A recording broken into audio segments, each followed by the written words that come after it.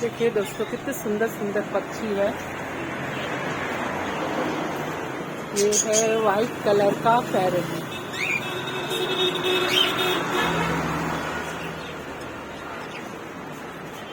कभी कभी सुंदरता भी हमें कैद में ले आती है।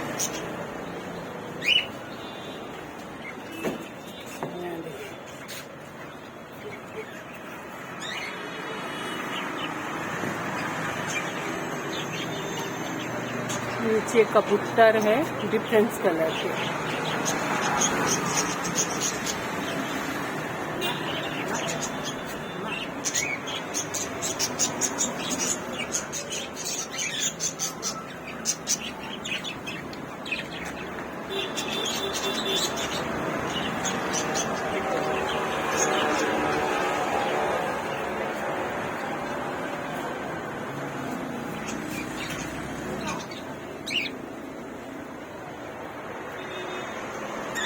पास से दिखाती कितना खूबसूरत है।